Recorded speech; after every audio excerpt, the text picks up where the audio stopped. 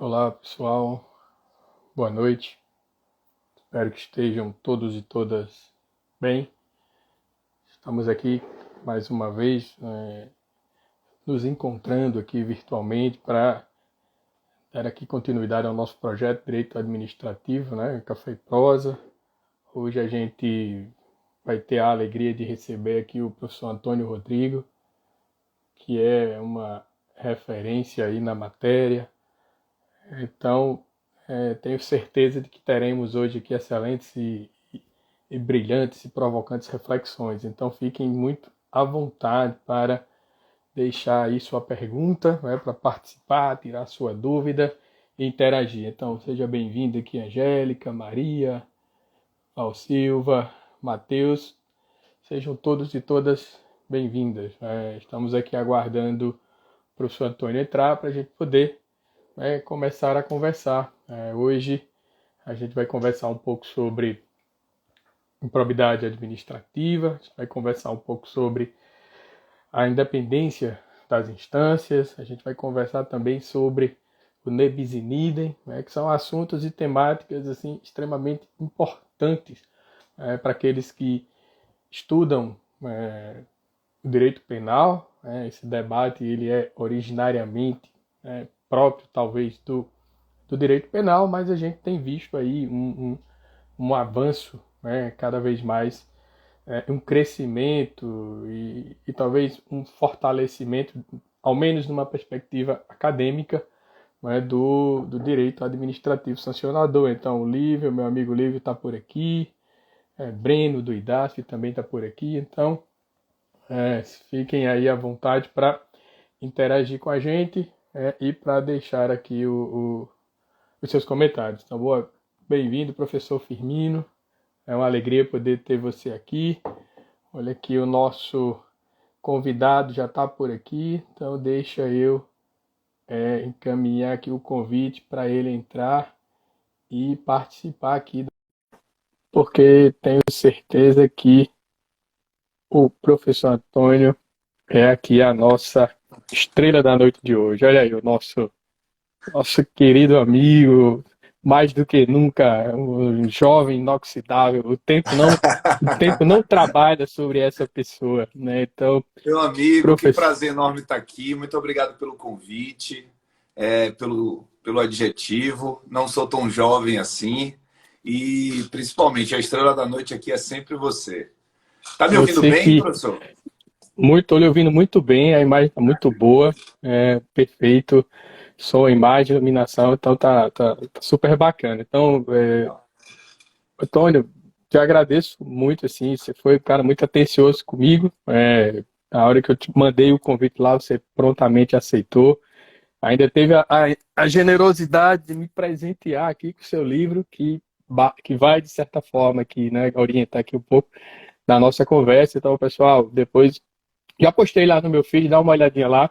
O livro do professor Antônio é um trabalho muito fantástico e é escrito com uma linguagem de muito clara e objetiva, então é de muito fácil compreensão. Então, professor, agradeço mais uma vez aqui a sua presença. Quero dar boas-vindas a todos que estão aqui conosco.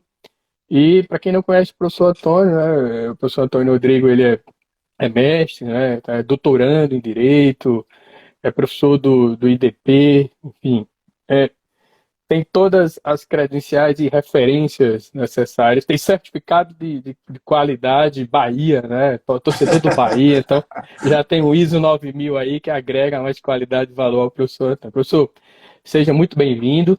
Vou passar aqui para você fazer aí sua fala inicial e aí a gente vai conversando aqui sobre esse tema que é muito interessante, muito rico e tenho certeza que estaremos aqui brindados com excelentes reflexões de sua parte.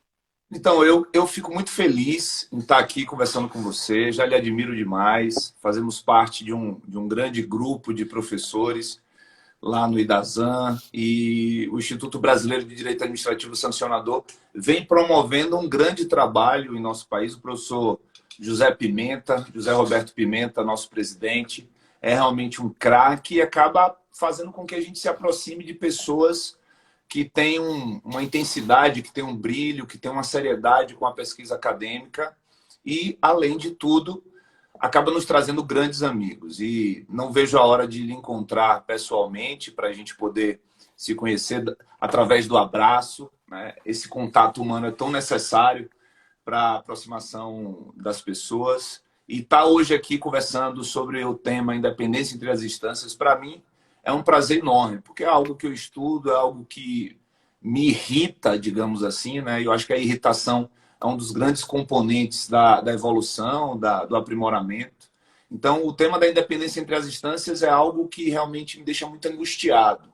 Isso porque, na vida de advogado, né, trabalhando na defesa de diversos agentes públicos em todo o Brasil, eu vi muitas situações de incoerência entre julgados, entre decisões, que me fizeram essas reflexões, digamos assim, me instigaram a levar isso para dentro da academia, para ter um papel realmente crítico em relação ao poder judiciário, em relação à própria administração pública no exercício do seu poder disciplinar.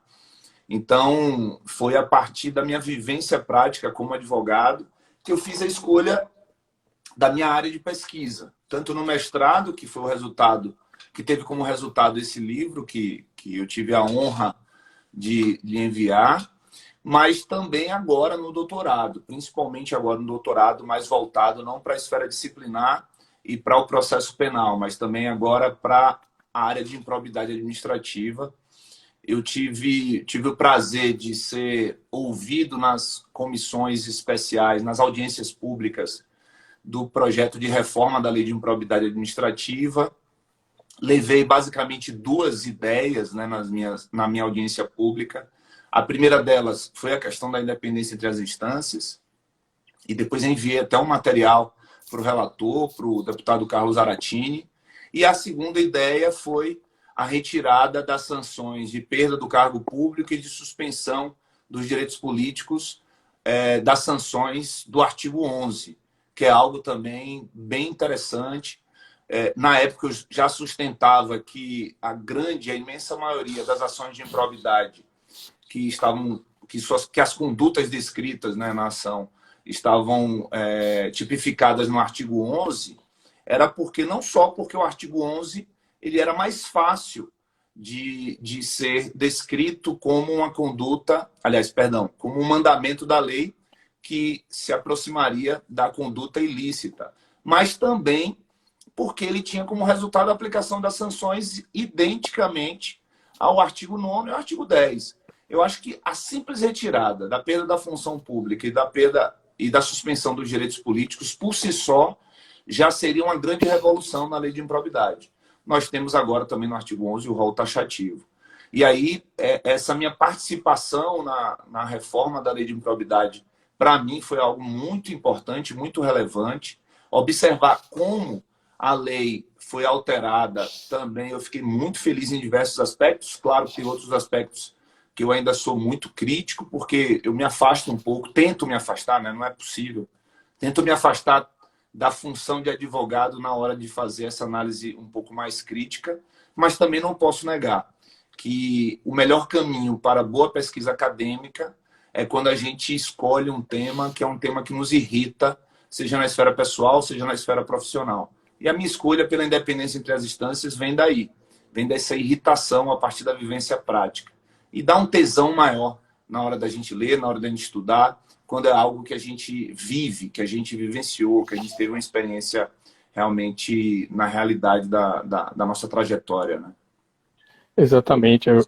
Foi mais ou menos essas angústias, né, essas inquietações profissionais, professor Rodrigo, que me levaram também ao tema da minha pesquisa do meu mestrado, né, que é o erro nas contratações públicas, questões de estudar erro grosseiro, responsabilidade, responsabilização, enfim, eu meio que tentei propor, né, na verdade, alguns critérios para que a gente possa utilizar como balizadores de um passo a passo a analisar a conduta do gestor, e aí utilizei a Lindbe, enfim, quando você tem uma inquietação do seu dia a dia, ela te move, né, para que academicamente você tente construir soluções. E uma vantagem que eu acho de quem não tem apenas a dedicação integral à academia, é que a gente consegue, ao enfrentar as dificuldades reais, né, que é efetivamente ali onde as coisas acontecem e onde a norma precisa incidir ou para penalizar ou para absorver ou para resolver, enfim, é que a gente consegue olhar e falar, cara, não funciona desse jeito. Né? A efetividade real da norma ela não consegue entregar e não consegue resolver e você talvez consiga propor, né, ou ter uma visão um pouco diferente. É, e aqui, começando aqui com a nossa conversa, só para que a gente pudesse assentar aqui um pouco as bases iniciais, é interessante que sempre que, quando a gente fala em independência das instâncias, a gente naturalmente lembra separação dos poderes, e aí, sempre que lembra separar, eu fiquei, professor Rodrigo, meio que com um trauma do mestrado, porque sempre que se fala de separação dos poderes e liberalismo, não sei o quê, a minha cabeça remete automaticamente para a Revolução Francesa. E parece-me que a Revolução Francesa ela foi uma virada de chave para o direito, que tudo, ou quase tudo, foi influenciado ali naquela época. E aí eu queria que você trouxesse aqui para a gente uma visão geral, a sua perspectiva, a sua visão geral sobre essa ideia de independência de instância. Mas antes de você falar sobre isso, eu queria que você desse apenas qual é a sua percepção e a sua compreensão a respeito do sistema punitivo estatal, que está diretamente relacionado com a ideia de independência de instâncias, porque nós temos o controle no sentido amplo que termina reverberando em várias instâncias. Então, eu queria que você falasse um pouco sobre o sistema punitivo de um modo mais geral, e aí você vai fazendo as suas conexões com a sua visão e a sua perspectiva da independência de instâncias. Essa pergunta inicial, professor, ela é interessante porque não é a dogmática que vai nos dar resposta para tudo. O ser humano, para queimar os seus esqueletos aprisionados no armário, ele precisa queimar outros seres humanos. Então, nós gostamos muito de apontar o dedo para o outro, nós gostamos muito de ver o outro que supostamente praticou uma conduta ilícita na prisão, ou na pena de morte, ou na tortura, ou queimando no fogo do inferno. Então, é um clamor da sociedade a punição. Essa é a verdade. Nós temos dentro da gente uma necessidade muito grande de ver alguém ser punido. Tanto é que a história mostra que diversas execuções de pena eram acompanhadas pelas pessoas em praças públicas. E isso era um grande festival, né? Nós gostamos disso. A sociedade gosta disso. A humanidade gosta disso. Com a civilização ou preceitos ligados aos direitos humanos, a gente vem impondo um maior controle sobre essa pulsão de morte, sobre essa pulsão de sofrimento. Agora, nesse aspecto, o direito punitivo do Estado, ao longo dos séculos, ele vem sendo tolhido, ele vem sendo limitado, principalmente a partir de escolhas políticas. Essas escolhas políticas, elas vão ser materializadas, por exemplo, na nossa Constituinte, quando os nossos representantes disseram: nós não queremos pena de morte, nós não queremos prisão perpétua, nós não queremos castigos cruéis, nós não queremos tortura. Então, algumas escolhas foram feitas na criação, digamos assim, desse novo modelo, desse novo ordenamento jurídico a partir da Constituição de 88, que vai moldar a forma como o Estado pune aqueles que são rotulados com adesivo de criminosos, né? Ou aqueles que praticam algum ato em sentido contrário à lei. Então, primeiro, eu acho que a criminologia nos ajuda a entender essa vontade que a sociedade tem, e aqui falando especificamente da sociedade brasileira, de ver o outro ser punido, de ver o outro ser condenado. Essa vontade, apesar dela vir sendo tolhida, sendo limitada ao longo dos anos, ela continua muito forte, muito pulsante. Tanto é que nós observamos cada dia a criação de novos tipos penais, a expansão do direito penal é um fenômeno bastante estudado pela academia. E lá atrás, quando começou, digamos assim, a existir parâmetros de limitação do poder punitivo, nós olhamos especificamente para o direito penal. E aí você fala da Revolução Francesa. A Revolução Francesa, nesse aspecto, ela tem um marco, uma revolução que cortou muitas cabeças, mas ela tem um marco importante que é a criação ali do Código Penal e o início, digamos assim, do estabelecimento do direito dos acusados, de que o Estado ele precisa seguir parâmetros para punir. Mas essa limitação do poder punitivo do Estado no direito penal não fez com que somente o direito penal fosse o instrumento utilizado pelo Estado para punir. O Estado manteve, em outros espaços da sua estrutura, o poder punitivo. Então, nós vamos falar da separação de poderes, mas nós temos no Poder Judiciário a aplicação da norma penal, a aplicação das penas, das sanções do direito penal, mas nós vamos ter também no Poder Judiciário a aplicação de outras sanções, sanções do direito privado, sanções do direito público, mas nós vamos ter também no Poder Legislativo, por exemplo, o julgamento dos crimes de responsabilidade no caso do impeachment. Nós temos aí também uma esfera punitiva dentro do parlamento. Nós vivenciamos duas grandes experiências com o presidente Collor, com a presidente Dilma, e a administração pública, no exercício da função administrativa, manteve o seu poder punitivo na aplicação de multas, multa de trânsito, de vigilância sanitária, multas ambientais e também sanções específicas àqueles que têm relações, as chamadas relações de especial sujeição.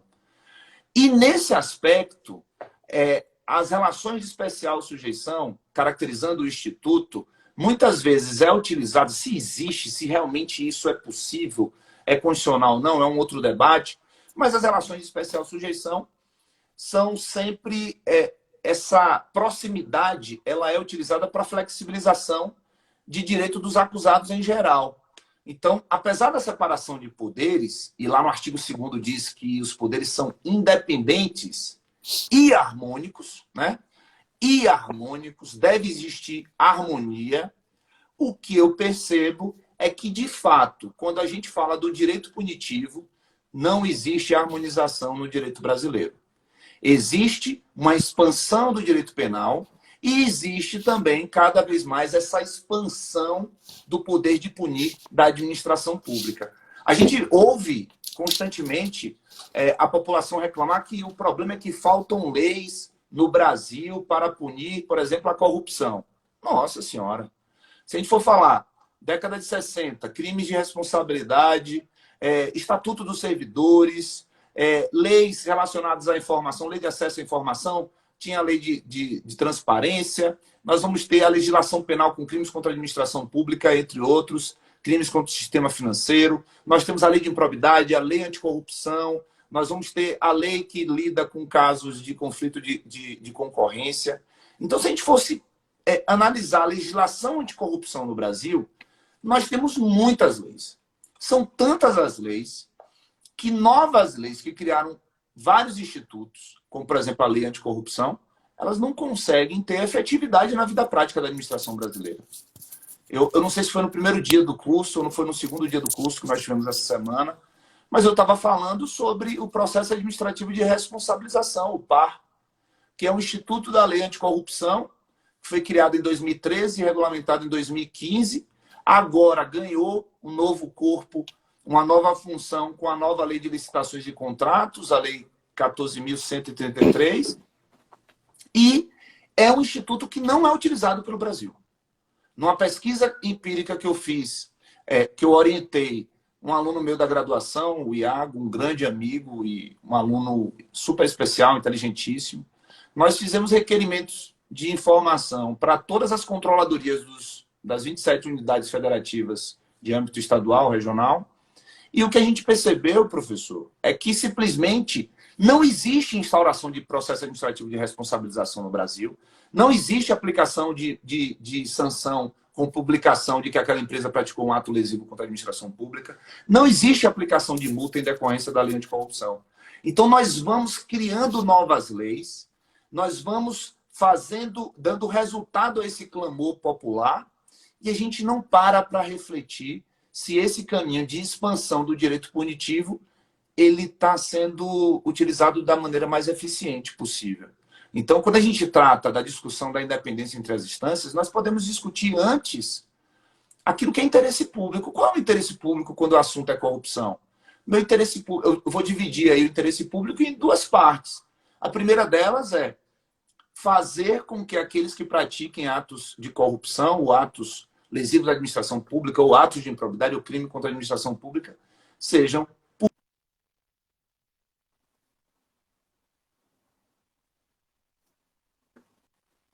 pessoas não pratiquem aquele ilícito. O segundo braço desse interesse público é que essas pessoas elas tenham a garantia do direito dos acusados em geral, devido ao processo legal, elas tenham segurança jurídica, elas saibam quais são as sanções que podem ser aplicadas a elas. Então, eu vejo a legislação anticorrupção com uma finalidade, atender o interesse público. Esse interesse público é tanto na responsabilização de quem pratica o ilícito, mas também na segurança daquelas pessoas que são acusadas de terem mecanismos de defesa efetivos. Então, eu acho que hoje a gente não consegue nenhuma coisa nem outra. Aumentamos a nossa legislação em todos os seus aspectos punitivos e, ao mesmo tempo, a gente não consegue colocar em prática isso. Mas é verdade. Eu vou fazer só um recorte temporal aqui. Quando você fala do PAR, né, do processo de apuração de responsabilidade lá, da lei anticorrupção, em termos práticos e efetivos, eu estou há 3 anos aqui na Universidade Federal de Campina Grande, como procurador responsável lá, atuando na consultoria, e nesses 3 anos nunca passou pela Procuradoria um processo de PAR. E eu lhe digo, professor Rodrigo, com muita convicção, é que certamente se esse seu levantamento tivesse sido feito, e aí eu vou cortar o objeto aqui, no âmbito das IFES, né, das Instituições Federais de Ensino Superior, certamente a resposta seria muito parecida com a que você recebeu das controladorias estaduais, porque...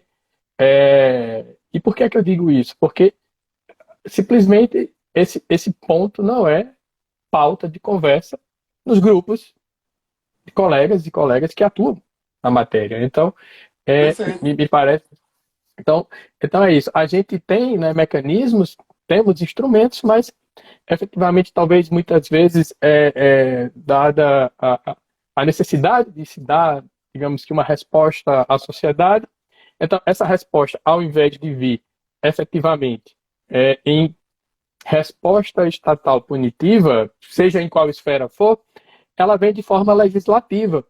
E aí você entra na questão midiática, que é algo que, de certa forma, termina influenciando essa atuação sancionatória do Estado. Daqui a pouco eu quero te ouvir um pouco sobre a expansão do direito penal, né, a administrativização do direito penal, como se costuma falar, porque, por exemplo, a 14133, os crimes que estavam dentro da lei de licitações e contratos, crimes que são relacionados com condutas administrativas, foram migradas para o Código Penal. Então, isso talvez possa ser um reflexo dessa administrativização. Mas, quando a gente fala de independência de instâncias e de sistema punitivo, a gente está tratando naturalmente do poder, né, de punir do Estado. E aí você cai naquela discussão da unicidade. E aí eu queria ouvir, né, como é que você compreende essa relação entre direito penal e direito administrativo sancionador, né? Porque aqui a gente tem 2 instâncias diferentes de atuação. Então você tem o direito penal e uma preocupação que você traz, né, do seu livro, que está diretamente relacionada com essa questão da expansão. Como é que fica o caráter subsidiário do direito penal? Parece que a gente esqueceu desse princípio que é tão relevante. E aí eu queria ouvir um pouco como é que você compreende essa questão entre direito penal, direito administrativo sancionador se eles provêm de uma unidade do poder estatal, se você considera isso a partir da tutela específica do bem jurídico, dos valores que estão aí envolvidos. Nós vamos ter aí dois pontos bastante interessantes dentro do seu questionamento. A doutrina administrativista vem se aproximando muito da reflexão, através da reflexão sobre o papel punitivo do Estado, vem se aproximando muito dos criminalistas, né, do direito penal, para poder entender melhor, até porque eles estudam isso há séculos, e a gente vem cuidando disso mais recentemente. O direito administrativo é um ramo muito mais novo do que o direito penal, só que cada vez mais, com essa expansão do direito punitivo, nem vou falar do direito penal, com essa Tá. expansão do direito punitivo, a gente precisa aprender com eles. Então, por exemplo, se a gente pega a lei de improbidade administrativa, quando a nova lei, a lei reformada, quando ela vai conceituar o que é dolo, um criminalista vai olhar aquilo ali e vai dizer: considera-se dolo a conduta. O que vai dizer? É sério que vocês estão conceituando dolo numa lei? A gente precisa fazer isso. Por quê? Porque a nossa jurisprudência, em diversas questões, em especial na lei de improbidade, começou a inventar termos como culpa grave, culpa gravíssima. Então, nós começamos a misturar conceitos do direito penal pela vontade de punir. Então, uma vontade de punir muito grande. E aqui eu não estou fazendo análise se essa vontade ela se justifica pelo histórico de corrupção do Brasil ou não. O que eu estou dizendo há uma vontade de punir muito grande e muitas vezes essa vontade de punir acaba atraindo para o direito punitivo condutas que poderiam ser resolvidas de outra forma. Condutas que poderiam ser resolvidas não necessariamente pelo direito punitivo.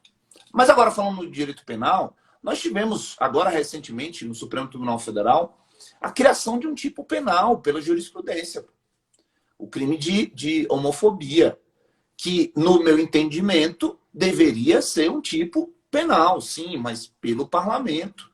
Mas o Supremo Tribunal Federal fez, praticamente através da sua interpretação da legislação constitucional, a criação de um tipo penal. É óbvio que nós, que defendemos diversos direitos dos cidadãos nas mais diferentes searas, é óbvio que nós não concordamos com a homofobia e queremos fazer de tudo para que essa conduta não seja uma conduta presente no dia a dia da população brasileira. Mas eu uso esse exemplo para dizer o seguinte: não só a jurisprudência, mas também até o próprio parlamento, através desse clamor social, nós temos a criação de tipos penais, a expansão do direito penal para searas que talvez não fossem necessário, não exigissem uma conduta da jurisdição penal.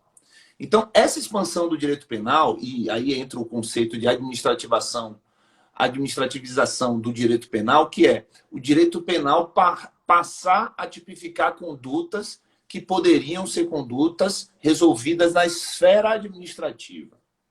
Condutas que muitas vezes não há sequer esse clamor popular, mas há um debate dentro do legislativo para que essas condutas passem a ser repelidas pela sociedade. Então, a administrativização do direito penal, ela serve para o aumento do papel do direito penal. E aí, em sentido contrário, o que eu apresento como reflexão é a penalização do direito administrativo através da utilização no direito administrativo das garantias que estão presentes no direito penal. Então, eu falo, olha, tem que ser uma via de mão dupla. Se a gente está vendo o direito penal crescer para dentro de condutas que seriam resolvidas, às vezes, pela esfera disciplinar, nós precisamos também não só utilizar o direito penal para punição, nós também precisamos aprender com o direito penal de como é a efetiva defesa, a efetiva ampla defesa, o efetivo contraditório. o processo, o devido processo legal no aspecto formal e material. E deixemos de lado o indúbio pro societatis, deixemos de lado o pai de nullité sangrief, que é somente quando demonstrar prejuízo é que uma determinada regra que foi desrespeitada é que vai valer. Então, a gente precisa da unidade do direito dos acusados. Porque, como você falou no início da sua pergunta, sim, eu acho que é uma pessoa jurídica só. É o Estado, quando pune. O Estado precisa, ele tem um dever de coerência com os cidadãos. Mas, no mínimo, o Estado tem o dever de coerência de garantir, quando ele vai aplicar uma sanção, idênticos direitos. Porque essa diferença entre o direito penal e o direito administrativo sancionador naquilo que diz respeito às sanções não se sustenta. Pena é medida aflitiva. Pena é castigo. Você pode fazer diversas discussões sobre teoria da pena, mas uma coisa é inegável. A pena é um castigo aplicado a alguém. É uma suspensão de um direito ou uma retirada de um direito. No aspecto penal, nós vamos ter a suspensão do direito de ir e vir. No aspecto disciplinar, por exemplo, nós vamos ter a perda do direito de ocupar um cargo público. Na improbidade administrativa, nós vamos ter a suspensão do direito de ser cidadão, entre aspas, né? Mas os direitos políticos. Então, assim, todas essas três sanções que eu apresentei aqui, elas são medidas aflitivas, elas são castigos. Então, a matéria da sanção é medida aflitiva. Se uma sanção como o tolhimento da liberdade é aplicada apenas pela esfera penal, isso não retira da esfera administrativa, por exemplo, uma dor que muitas vezes vai ser mais intensa. Eu costumo fazer essa pergunta para os meus alunos em sala de aula, nos cursos que eu acabo tendo a sorte de ministrar com pessoas extremamente qualificadas, que é: será que a sanção, a pena de reclusão, em todos os casos, ela vai ser uma pena mais dolorosa para um cidadão? Será que se eu tivesse o direito de escolher, diante de uma penalização, a perda do cargo público aos 55 anos de idade, ou a reclusão por 1, 2, 3 anos, será que eu teria certeza que eu iria escolher a perda do cargo público? Eu tenho dúvidas em relação a isso. Eu não estou afirmando que eu escolheria a reclusão, mas eu tenho dúvidas. Porque perder um cargo público que lhe garante o sustento de toda a sua família, é algo que se irradia para além da própria pessoa. Então, eu vejo, sim, o Estado como alguém que precisa, como uma pessoa jurídica de direito público, que precisa garantir coerência na aplicação das suas sanções dentro do Estado democrático de direito. E vejo também que essa coerência ela se estabelece não apenas na unidade punitiva, mas na unidade de direito dos acusados em geral. Então, essa aproximação do direito administrativo sancionador do direito penal, ele tem essa serventia. E eu acho que a reforma da lei de improbidade, quando traz os princípios constitucionais do direito sancionador, está dizendo exatamente isso. Opa, está crescendo demais esse negócio aqui. Vamos tentar dar uma unidade para que todos aqueles que forem responder ou que estejam respondendo uma determinada acusação tenham a certeza de que poderão demonstrar o seu lado da história, poderão produzir provas e poderão ser respeitados com diversos princípios, como a presunção de não culpabilidade, a proibição de utilização de provas ilícitas e a retroatividade mais benéfica quando o Estado vira e diz: olha, isso daqui não é mais considerado ilícito, o Estado não tem mais condições de continuar aplicando qualquer tipo de penalização. Né? Entendi. E aí é interessante quando você fala da unidade de garantias, né? É na parte do seu livro quando você é muito claro e você elenca A, B, C, D, E, F, vai mais do que F, você inclusive depois utiliza o enterria, dizendo, olha, enterria também aponta esses pontos aqui, quando você destaca a fragilidade das garantias no processo administrativo. E Sim. isso é uma reflexão importante que decorre disso que você estava falando, porque se relaciona-se diretamente com a presunção de inocência, que você também destaca, né? E, e que justificaria, de certa forma, os efeitos da decisão, né, do penal sobre o administrativo. É, porque você faz uma crítica, você diz, olha, é o administrativo exercendo uma função típica do Poder Judiciário, com todas uma fragilidade de garantias. Você aponta, por exemplo, a questão da portaria de indiciamento, você fala a questão do paz de nullité, né, da inexistência de nulidade. Se não há prejuízo, não há nulidade. E aí, Rodrigo, eu queria que você falasse um pouco sobre essa relação, não é, que você observa dentro é, os efeitos, né, do penal no administrativo, mas a partir dessa perspectiva da fragilidade. Que você pudesse explorar um pouquinho mais esse ponto para que aqueles que estão aqui conosco, porque a Fabi Silva estava dizendo que reflexão é interessante, então eu achei que poderia pedir para que você explorasse um pouquinho mais nessa perspectiva da fragilidade mesmo do processo administrativo, a partir da sua visão em relação a esse tema. Não, a grande questão aí é que a gente, quem atua com processo administrativo disciplinar, e sei que você também atua com PADs aí na universidade, a gente, primeiro, o advogado criminalista que acha que tem condições de fazer um processo administrativo disciplinar, ele está fadado ao insucesso.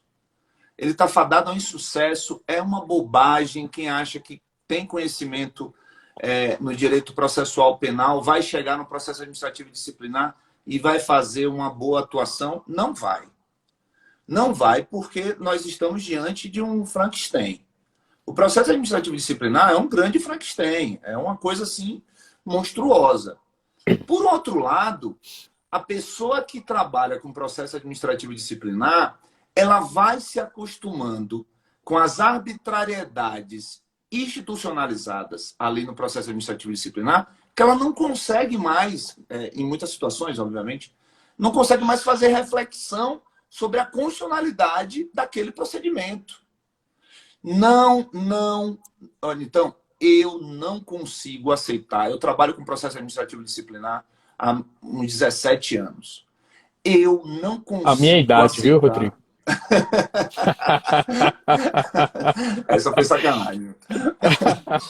Eu trabalho. 17 anos foi a idade que minha filha fez ontem, cara. Nossa, que idade maravilhosa, meu Deus. Eu falei para minha filha ontem, eu falei, olha, se eu tivesse que escolher uma idade para eu voltar, seria os 17 anos. Seria os 17 anos. Eu coloquei para tocar no carro com ela, Natasha, do Capital Inicial. Não sei se você lembra. Aos 17 anos, fugiu de casa, às 7 horas da manhã do dia errado. Levou na bolsa as mentiras para contar. Deixou para trás os pais e o namorado. E eu cantando com ela e falando da idade louca que são os 17 anos, mas tá tudo bem. Então, eu trabalho com processo administrativo disciplinar há uns 17 anos já. E eu não me conformo em fazer uma instrução processual sem a garantia do que meu cliente está sendo acusado. Isso é uma coisa muito, mas muito absurda. Muito absurda.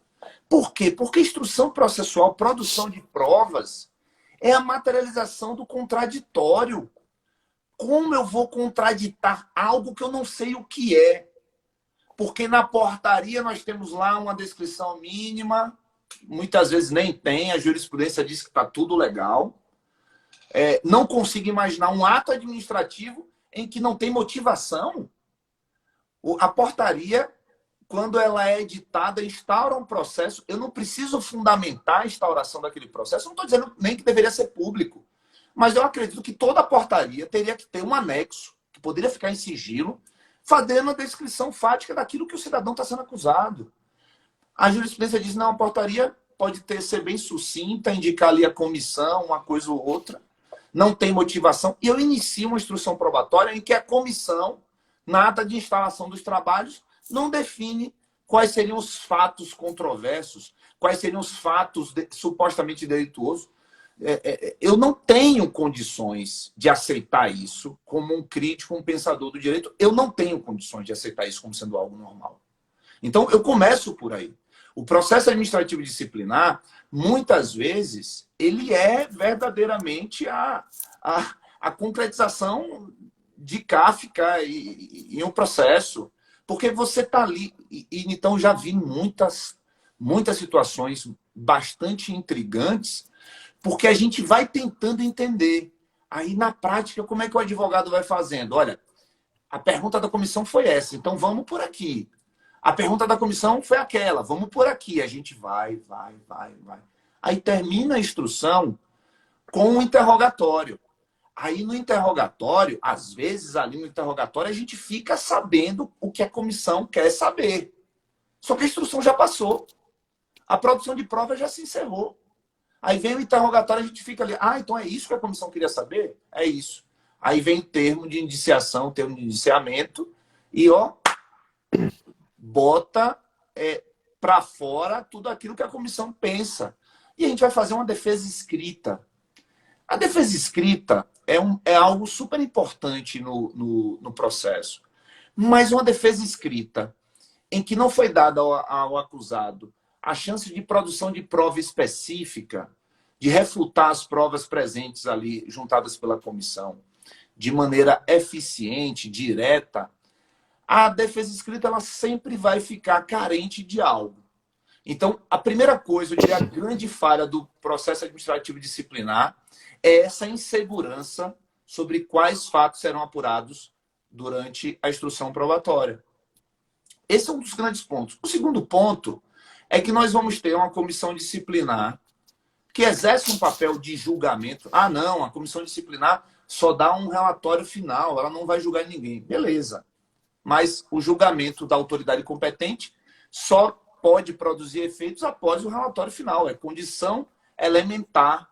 E para que a autoridade competente aplique a sanção ou arquive ou discorde do relatório final da comissão, a autoridade vai ter um trabalho muito maior para poder fazer uma fundamentação que diga onde a comissão errou. Então, o relatório final da comissão, ele faz parte do processo decisório. Então, a comissão, ela vai instalar os trabalhos, ela vai produzir provas, ela vai deferir a produção de provas e ela vai fazer uma análise da conduta do cidadão. Como a gente não tem tribunais administrativos no Brasil, acaba que o processo administrativo disciplinar ele é acusação, instrução, julgamento e execução, feita pela mesma pessoa, pela mesma parte. Então, a gente vai ter uma série de déficits de ampla defesa no processo administrativo disciplinar que precisam ser levados em consideração.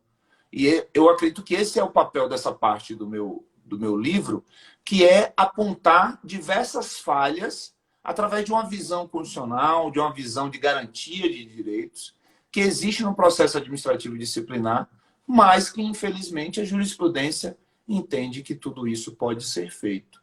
É óbvio que quando a gente vai para o âmbito da União, por exemplo, a CGU vem cumprindo um papel civilizatório naquilo que diz respeito aos processos administrativos disciplinares. Um PAD em tramitação na União é um PAD que, em regra, tem maior segurança, promove maior segurança aos advogados, aos acusados, em especial o trabalho feito pela CGU. Outros órgãos nem tanto assim, mas já há um nível maior, digamos assim, de dedicação a seguir os preceitos da Constituição Federal.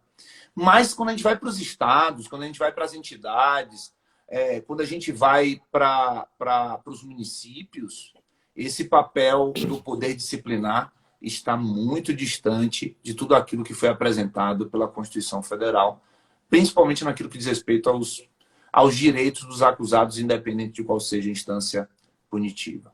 Eu vi aqui um pedido de socorro. Falei no processo recentemente, a comissão é a polícia, a promotoria, o júri e o juiz. É isso mesmo. É exatamente isso, Fabi. Você falou muito melhor do que eu. Aí, Rodrigo, já que você citou aí a Natasha, né, eu acho que, resumindo, essa sua inquietação, a gente poderia lembrar, é o poeta que diz assim, né? Deixemos de coisa e cuidemos da vida, né? Se não chega à morte ou coisa parecida, porque é exatamente isso. Deixemos de preocupações excessivamente formais, né? E cuidemos daquilo que efetivamente assegura ao investigado, né, do processo administrativo disciplinar, condições reais para que ele é, apresente a sua defesa. Porque é interessante quando você fala em PAD, né, você fala, pô, mas a gente tem que buscar a verdade real. Mas parece que é uma verdade real constituída quase que unilateralmente pela vontade do Estado, não é? Porque dada as limitações e a fragilidade do direito de defesa que você acabou de falar. Mas tem coisa pior, né? Basta você imaginar os processos do Tribunal de Contas da União. Tem coisa pior em termos de produção de defesa. E antes de avançar, tem uma pergunta aqui da professora Angélica, que é professora da Universidade Federal. Ela está perguntando assim: qual a sugestão para mudar isso? Como garantir o sigilo do processo e a ampla defesa do acusado? Não Eu, sei se eu, você. eu, eu vou dizer o seguinte, Angélica.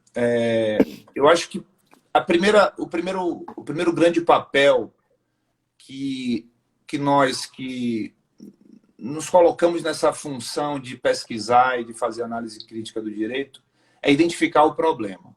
Esse é o nosso primeiro passo. A gente precisa identificar o problema.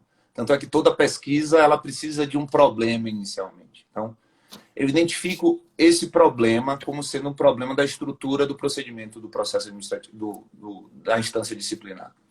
Ao identificar esse problema, nós vamos partir para caminhos que possam trazer maior segurança.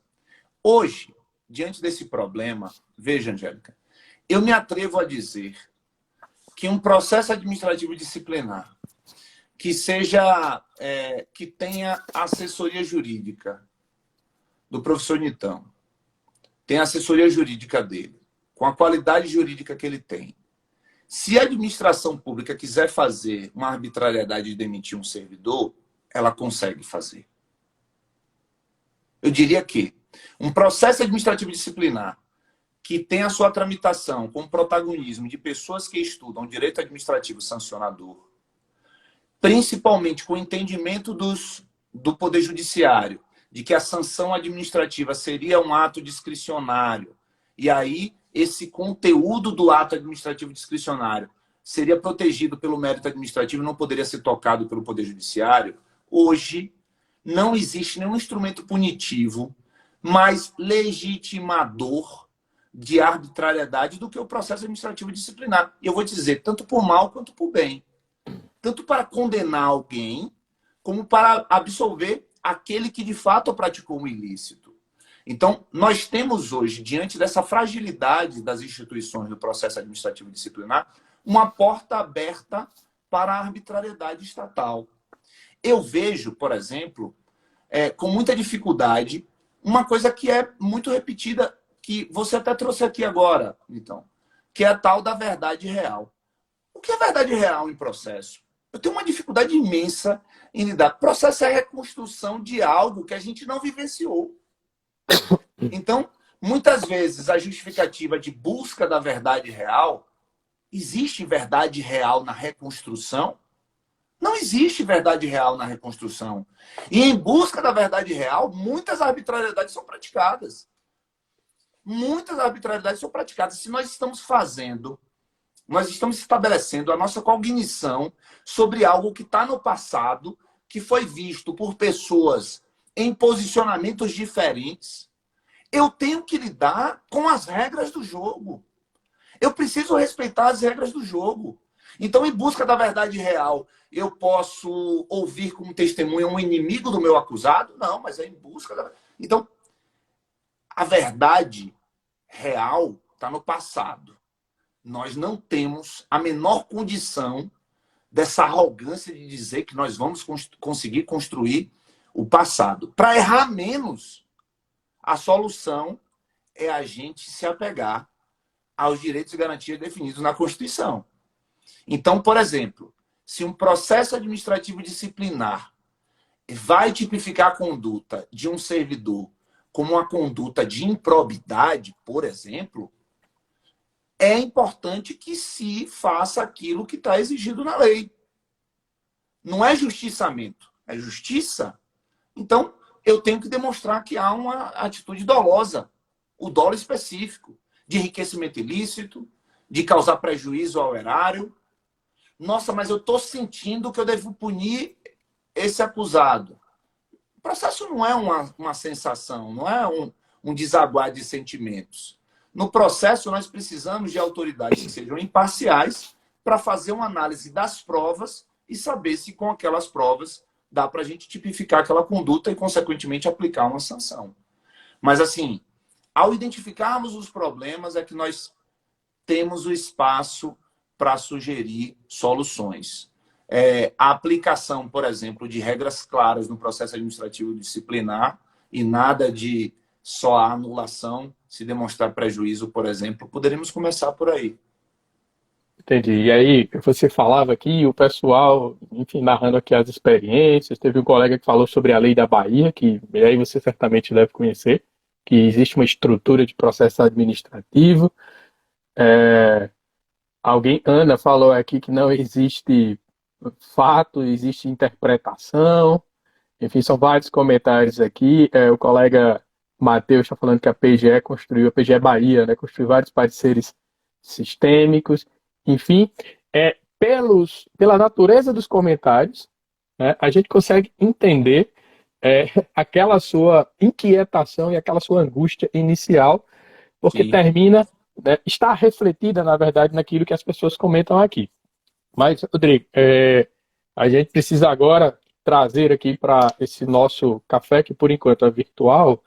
Próxima vez que eu for em Brasília, certamente ligarei para você para a gente poder se encontrar e nos conhecermos pessoalmente. Talvez Mas tenha veja, café só no final da nossa conversa, mas com certeza ela se iniciará com vinho. cara, com certeza, com certeza. E você sabe que no começo eu fazia as lives tomando vinho, né? Aí eu falo assim, e era de 15 em 15 dias, eu falei, aí eu levei pro chão, ele falou, 15 em 15 dias, pô, não dá. Aí eu tive que cortar o vinho, e aí a gente adaptou o projeto, ficou café e prosa, porque vinho e prosa realmente estava complicando aqui para mim. Mas, cara, eu acho que eu pesquisei, botei na internet, independência de instância, lei de improbidade administrativa, e por incrível que pareça, encontrei pouca coisa em relação a as reformas que foram, né, recentemente introduzidas pela 14.230. E aí, lá no artigo 21, né, é o 21, exatamente, que fala a aplicação das sanções previstas nessa lei, aí ele vai trazer alguns requisitos, os parágrafos, né, 1, 2, 3, 4, 5, são aqueles que interessam. Aqui a Ana está falando alcoolismo, né, é melhor separar o alcoolismo do direito para não prejudicar a capacidade de aprendizado. E aí, eu queria te ouvir, porque, veja, a lei, ela traz coisas interessantes aqui. Ela traz, por exemplo, ela fala que os atos dos órgãos de controle, né, e aí ela fala serão considerados, e aí talvez o primeiro ponto há uma impositividade normativa, a gente sabe que, porque, veja, se você, eu gosto muito da Lindbe, viu, Rodrigo? Eu tenho dito que Também. a Lindbe é a constituição daqueles que atuam na consultoria jurídica, que é o meu caso. Então, se você pegar esse parágrafo primeiro, a depender da perspectiva que você queira olhar para ele, aí você fala, tá, mas serão? Peraí, que história é essa? Que está me obrigando, enquanto autoridade judicial, a observar o ato do controle. Isso é uma visão refratária. Mas você pode pensar, por exemplo, na ideia de Lindbe, orientações gerais, e com base nessas orientações gerais, o cara tomou a decisão dele, né? E aí, tomou a decisão assentada em orientações gerais, que eram dominantes na época. O controle entendeu bacana a conduta, e por alguma razão isso está sendo discutido lá, judicialmente. Então, veja que, a depender de como o Poder Judiciário caminhe com a interpretação disso, a gente pode talvez ter problemas, né, ou exigir, aí o que eu sempre venho colocando, o que eu chamei no artigo recente que eu escrevi para o Jota, de motivação artesanal. A gente não cabe mais aquela ideia, eu vou condenar Rodrigo por conta da verdade real. Não, eu preciso esmiuçar essa verdade real, eu preciso esmiuçar a livre convicção motivada, enfim, eu preciso esmiuçar os valores abstratos, né? E aí, no parágrafo segundo, eu vou fazer aqui uns comentários sobre eles, aí você junta tudo numa Não, caixa não, e vai, ótimo. tá? Acho que fica melhor assim, né? Isso, fica assim. E aí veja que você tem. Aí você, nesse caso, entra um ponto importante aqui, porque a gente sabe que existe o dano precisa estar caracterizado para que entre a ideia de improbidade. Mas, por exemplo, enfim, e se o TCU entende que não teve dano? E aí aquela conduta não gerou dano lá, por exemplo, a questão do artigo 10, os efeitos dessa decisão administrativa, o impacto sobre a esfera judicial. Falando isso porque o segundo fala as provas produzidas perante o órgão de controle e correspondentes decisões devem ser consideradas na formação da vontade do juiz. Aí o terceiro ele traz um elemento interessante quando ele fala assim, as sentenças civis, ou seja, acrescentou agora, e aí talvez mostre essa entrelaçamento de todo esse caldo aí de instâncias, e talvez relativização, né, dessa ideia de segregação, porque ele fala a civil e a penal produzirão efeitos em relação à ação de improbidade quando concluírem pela inexistência de conduta ou pela negativa de autoria.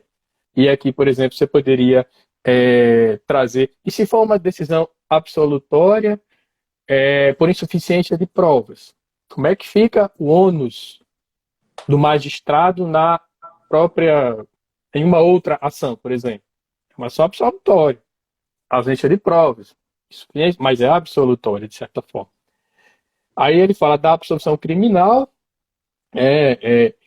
em ação que discute os mesmos fatos, confirmada por colegiado, impede o trâmite da ação da qual trata havendo comunicação, tá. E aí no quinto, ele fala assim, sanções eventualmente aplicadas em outras esferas deverão ser compensadas com as sanções. E basta já é uma ideia da própria Lindley, isso, que é aquilo que talvez a gente fale, a regra do desconto, que a gente costumeiramente chama. E dentro dessas modificações que foram promovidas, basta você pensar, por exemplo, olha como é curioso, Rodrigo, olha como é curioso esse nosso sistema de punição. O erro grosseiro, ele pode imputar uma condenação no Tribunal de Contas da União. Erro grosseiro, responsabilidade pessoal. Mas o erro grosseiro, e aí talvez, Rodrigo, eu até acho que é bom você ser condenado por erro grosseiro, porque no erro não tem dolo. Se não tem dolo, gera uma presunção que afasta a improbidade. Como é que a gente vai lidar com todos esses O elementos? problema é que no Tribunal de Contas, o erro grosseiro ele é suficiente para condenação. Mas aí vai na ação de improbidade e outra autoridade que vai ter liberdade para isso vai dizer que não foi só erro grosseiro, foi dolo. Você diz que é até bom ser condenado no TC por erro grosseiro e não por dolo, mas na prática o que vai acontecer o elemento subjetivo mínimo exigido para a tipificação da conduta no TC vai ser aplicado, na ação de improbidade também vai ser aplicado. No final das contas, o indivíduo vai ser condenado nos dois. Pois é, aí é onde está, porque, por exemplo, aí como é que você faz com o primeiro? Os atos dos órgãos de controle técnico serão considerados. Ele fala as provas, né, que tiverem servido de fundamento para a conduta do agente. O 2 fala de prova, enfim. Eu entendo o que você está trazendo e isso acontece, né? Mas eu não sei como é que vai ficar. Eu diria que esse artigo 21, ele é um artigo verdadeiramente revolucionário. Eu entendo o que você falou. O artigo 21, o parágrafo 3º e 4º são os meus objetos de pesquisa no doutorado. Veja, a grande questão aí é que, muitas vezes, condenações de ato de improbidade são aplicadas, mesmo tendo outros órgãos de controle respaldado a atuação do agente público. E aí o que a lei está dizendo é, olha, no parágrafo 1º, né, especificamente, os atos dos órgãos de controle serão considerados pelo juiz quando tiverem servido de fundamento para a conduta do agente público. Então, se eu agir tendo como referência um órgão de controle interno ou controle externo, por exemplo, o juiz tem que levar em consideração que eu estou digamos assim, me calçando de órgãos de controle que pensavam como eu. Então, Sim, que é aquela ideia da orientação geral. É isso? A ideia de orientação geral da LINDB. Isso, exatamente. Perfeito. Perfeito. Aí eu diria que esse parágrafo especificamente, ele está dando um abraço na LINDB. Ele dá um abraço na LINDB. Agora, a revolução, a grande revolução da lei de improbidade, para além da questão do fim do dolo, para além da questão do rol taxativo do artigo 11, está no parágrafo 4º, então. O parágrafo 4º, ele é a coisa mais revolucionária no direito brasileiro que a reforma da lei de improbidade já fez. Por quê? Porque nós temos, no meu livro, você vai ver aí no capítulo final, eu faço uma análise da origem da tese de independência entre as instâncias que veio sendo reproduzida pelos tribunais brasileiros sem qualquer reflexão. Eu vou lá na década de 60, vou pegar a súmula 18 do Supremo Tribunal Federal e eu vou analisar os casos concretos, os precedentes que levaram à edição da súmula 18 do Supremo. Então tem debates lá do Vitor Nunes Leal com o Nelson Hungria, debates fantásticos, de precedentes super interessantes que levaram à edição dessa súmula, que nós formatamos a tese de as instâncias civil, penal e administrativa são independentes entre si, salvo quando houver declaração de negativa de autoria ou declaração de negativa de materialidade pela instância penal. Ou seja, e isso está presente no artigo, também além da jurisprudência, está presente no artigo 935 do Código Civil, está presente no artigo 126 do Estatuto dos Servidores Públicos Federais, e praticamente todos os estatutos já trazem essa flexibilização da independência quando há uma absolvição na esfera penal por negativa de autoria e negativa de materialidade. Beleza. Na minha conclusão da pesquisa, o que eu trato é, olha, se nós estamos diante de processos que cuidam dos mesmos fatos, um processo administrativo disciplinar e um processo penal, em que o elemento subjetivo exigido para a tipificação da conduta é o mesmo, é o dolo. Então, eu estou dizendo que Joaquim recebeu uma propina de 50 mil para dar direcionamento a uma licitação. Não tem conduta culposa, certo? Seja para aplicação da sanção pelo crime, ou ele recebeu dolosamente, ou ele não recebeu. Não tem meio termo. Aí eu pego o mesmo acervo probatório no processo penal e tenho o mesmo acervo probatório no processo administrativo disciplinar. E o processo administrativo disciplinar diz condeno a demissão e o processo penal diz absolvo. Se ele diz absolvo e declaro que ele não é o autor desse crime ou que esse crime não existiu, o processo administrativo disciplinar vai ter seus efeitos cortados. Mas se eu digo, olha, com essas provas aqui, eu não me sinto confortável para condená-lo. Sentença penal absolutória por insuficiência de provas. Até ontem, até 2021, não importava. Qualquer outra forma de absolvição que não fosse negativa de autoria, negativa de materialidade, não influenciaria o processo administrativo disciplinar. Nada. Nada. Eu proponho a questão do critério do desconto. Na minha dissertação de mestrado, eu proponho o critério do desconto, para que essa absolvição na esfera penal seja objeto de um pedido de revisão administrativa para aplicação do desconto como ferramenta de dosimetria, para ter um mínimo de coerência. O STJ já tem decisão, o STF já tem decisão, são casos isolados, mas de aplicar o princípio da proporcionalidade. Agora, o que a reforma da lei de improbidade disse é muito mais avançado do que isso. Porque o que a reforma da lei de improbidade disse é a decisão da esfera penal vale mais do que qualquer decisão na ação de improbidade. Impede a tramitação.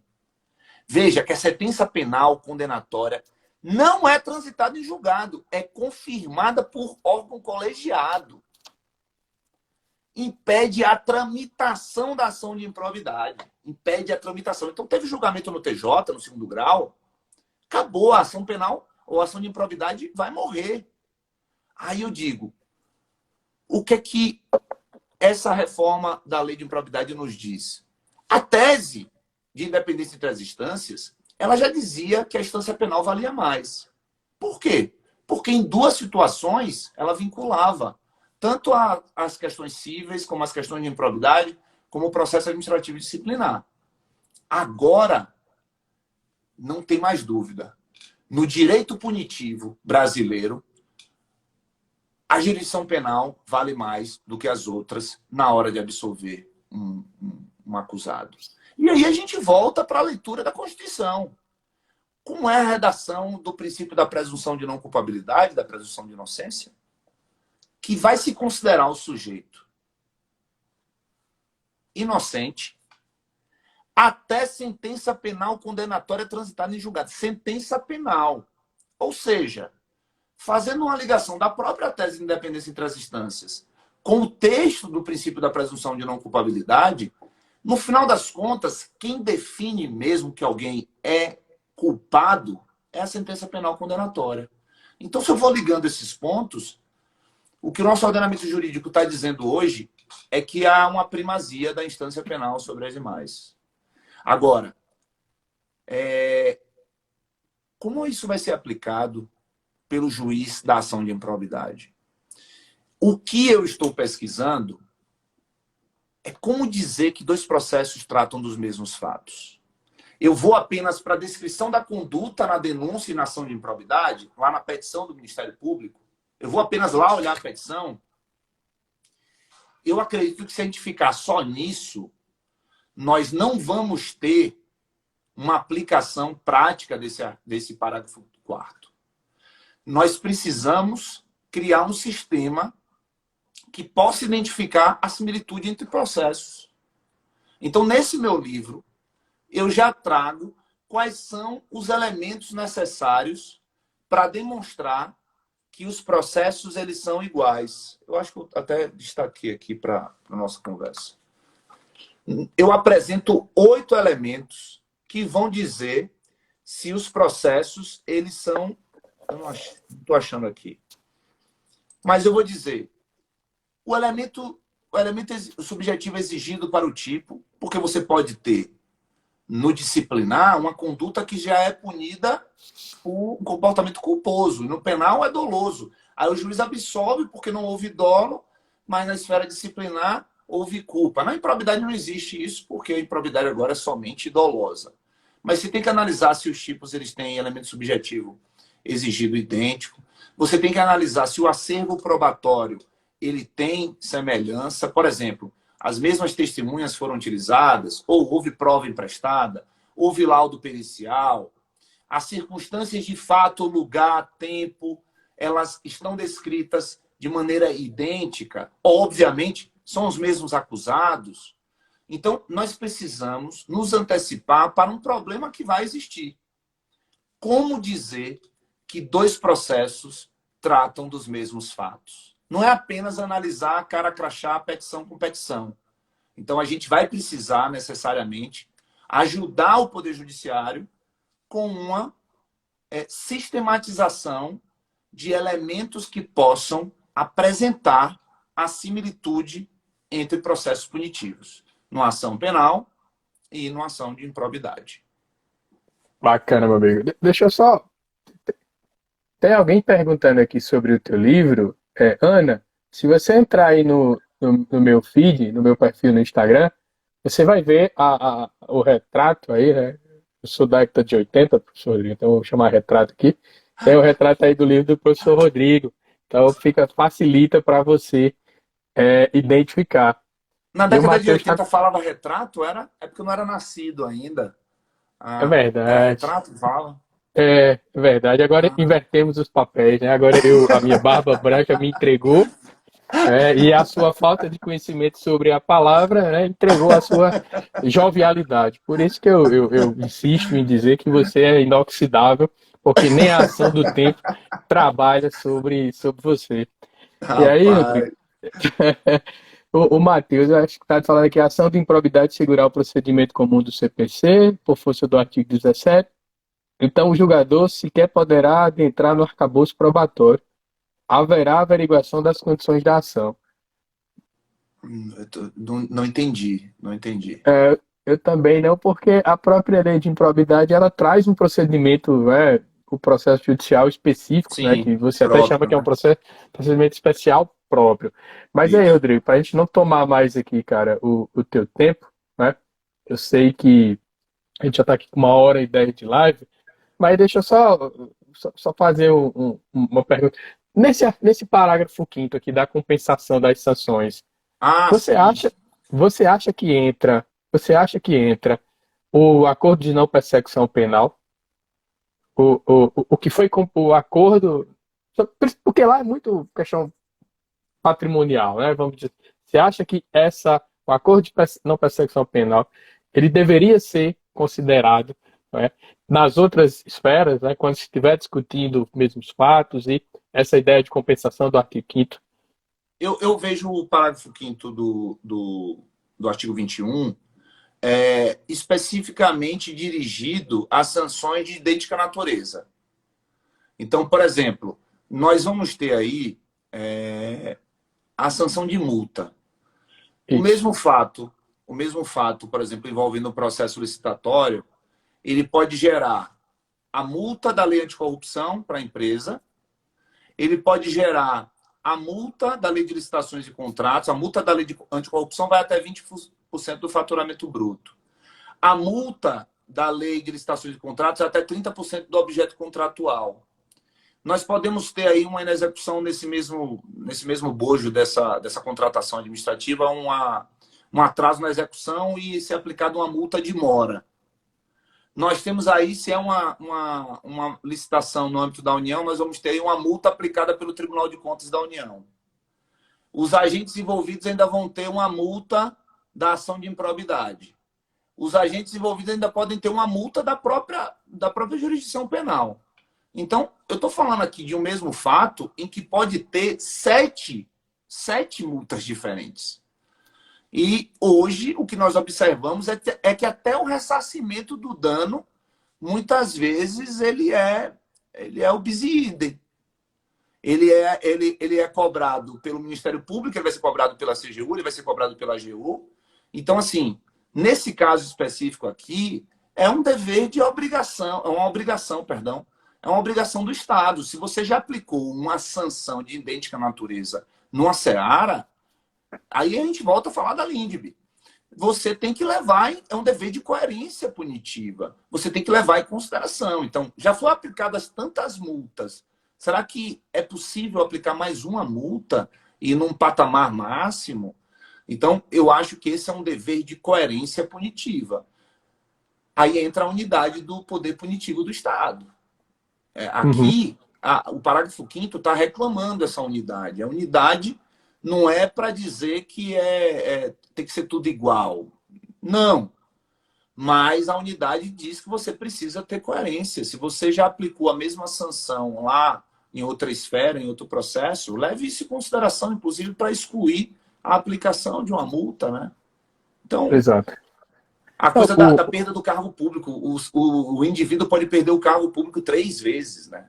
No processo administrativo, na ação penal e na ação de improbidade. Vai aplicar a mesma pena de novo? Então, é pois algo é, que... acho que a dificuldade, só para a gente fechar aqui, da compensação é critérios. Tipo, a LINDB disse, olha, você precisa compensar. A lei de improbidade vem e reforça, você precisa compensar, tá? Mas quais os critérios? Sobretudo, Sim. diante desse múltiplo sistema de controle em que as instituições não dialogam, basicamente não há concertação administrativa.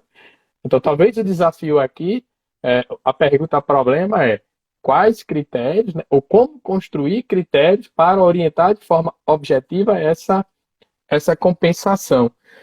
Tem só uma pergunta da Ana, né? Está perguntando se cabe TAC em PAD. As hipóteses do TAC cabem, mas aí depende da gravidade da conduta, enfim, Ana. Depende de uma série de requisitos específicos que você precisa observar. Acho que tem normativos da CGU sobre isso, tem normativos que tratam. Tem, tem. Eu não me recordo de cabeça, Rodrigo, eu sou péssimo para decorar número de Em lei, de regra, linha de. os TACs eles vão tratar de condutas leves dentro da administração pública, quando não há prejuízo ao Uhum, erário, sanções que seriam punidas com advertência, no máximo com suspensão de menos de 30 dias. isso. Mas o acordo de não persecução civil, esse é um tema bem bacana para sua reflexão aí, professor, que é o acordo de não persecução civil. Quando trata da negociação sobre atos de improbidade, pode envolver a esfera disciplinar, esse é um bom problema de pesquisa. Eu posso firmar um acordo com o Ministério Público, não envolvendo o meu órgão de controle, e nesse acordo do Ministério Público eu já defini questões relacionadas a sanções disciplinares e teria validade. Se o Ministério Público não tem essa prerrogativa, precisaria ser aprovado pelo próprio órgão, né? Porque volta o Verdade. grande problema das negociações das sanções. Eu vou negociar com uma autoridade, a outra autoridade discorda e quebra. É o acordo de leniência, pô. É o Exatamente. Que acordo de foi leniência. a gente viu isso de uma forma muito clara com a Lava Jato, né? Acho que foi o Exato. grande lead case que demonstrou essa fragilidade que você está apontando O aí. Ministério Público Federal firmou o acordo de leniência no início da Lava Jato, sendo que ele não era titular do poder punitivo de diversos aspectos ali, né? E ele firmou o controle, ou firmou o acordo de leniência, sem participação da CGU, sem participação da AGU. Exato. Então, esse ainda é um grande problema da legislação punitiva brasileira. Professor Antônio Rodrigo Machado, jovem baiano, torcedor do Bahia, Graças a inoxidável por Deus. natureza. Depois me mande no WhatsApp o que é que você toma, viu? O que é que você passa na sua pele, para eu poder providenciar aqui, viu? Que eu Aqui, preciso. eu botei uma luz aqui que fica parecendo um filtro. Rapaz, eu fiz uma live com a Vládia, não sei se você conhece a Vládia da GU, e eu fiz uma Aham. live com a Vládia e com a Marilene. Nós três, a gente debatendo e tal. E aí uma delas, que eu não lembro se era a Vládia, se era a Marilene, tava com filtro, né? Aí eu virei na live e falei assim, nossa, que filtro bonito, você tá com filtro, né? Aí a outra virou e falou, meu Deus, que constrangimento, Rodrigo, você não pode fazer isso não. Eu falei, pô, não pode. Eu tenho, eu tenho um filtro aqui, eu não sei acho que minha esposa tá assistindo aqui também. Se estiver assistindo, meu amor, beijo, tô morrendo de saudade. Te amo e volta logo para casa, que ela tá lá no Paraná, na casa da mãe dela, e tá me deixando aqui sozinho. Não aguento mais dormir sozinho, não. Que bom, meu amigo. Olha, muito obrigado, viu? Assim, eu não tinha dúvidas de que seria uma noite de muito aprendizado, né? Muitos comentários aí. Tenho certeza que quem esteve conosco até agora gostou bastante. A live vai ficar aqui no Vai meu ficar perfil, gravada, né? vai ficar gravada. Eu criei um canalzinho lá no YouTube, estou começando agora, mas estou baixando Que o link, estou massa. jogando no YouTube também, porque a gente sabe que o YouTube, às vezes, Sim, ele sim. talvez tenha O um Instagram ele outro. tem prazo de validade, né? As pessoas veem agora essa semana, depois ninguém mais olha. No YouTube não, Isso, as isso. pessoas ficam buscando sempre os assuntos. Cara, eu queria agradecer pelo convite. Você é uma figura fantástica. Torço mesmo para que a gente possa se encontrar presencialmente o quanto antes. Estou com alguns projetos aqui para o segundo semestre. Eu sou vice-presidente do Instituto de Direito Administrativo aqui do Distrito Federal. O presidente é o professor Flávio Unes. A gente está com alguns projetos aí. Eu quero ver se a gente vai contar com sua presença aqui na capital federal ainda Top antes sim. do final do ano. E vou ficar muito feliz em tê-lo aqui com a Conte, gente, conhecer vários amigos aqui de Brasília.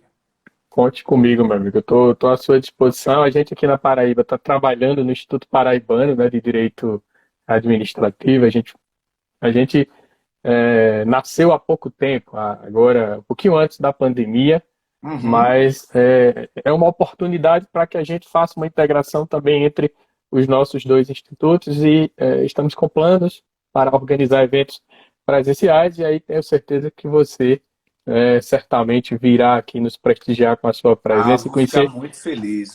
Vamos fazer essa troca aí. Você está me devendo uma live também, só que na minha live vai ser vinho mesmo, viu? Então Essa coisa de vamos. fazer live com vinho é muito mais legal, é muito mais legal. Muito Então mais vamos legal do que marcar, vamos café. marcar. Eu tô Estou à sua disposição sempre. E quando tiver uma viagem confirmada para Brasília, meu amigo, mando mensagem para você e vamos conversando aí sobre seus projetos que pode contar com a minha colaboração. Então, Janaína, se você for no meu perfil, no meu feed lá do Instagram, lá vai ter um link que você clicando, você vai abrir o canal no YouTube, aí você vai conseguir assistir todos os vídeos lá. Muito obrigado a todos, né, e a todas que ficaram conosco aqui, ao professor Rodrigo, que foi excelente, como de costume, nas suas exposições, meu amigo. Hoje é quinta, eu acho que você pode tomar um vinho aí, para descansar, e Vamos. muito obrigado mais uma vez por sua presença, tá? Um Forte abraço, meu abraço aí e amigo. até a próxima. Tudo de bom. Obrigado mais uma vez. Tchau. Valeu, tchau, tchau.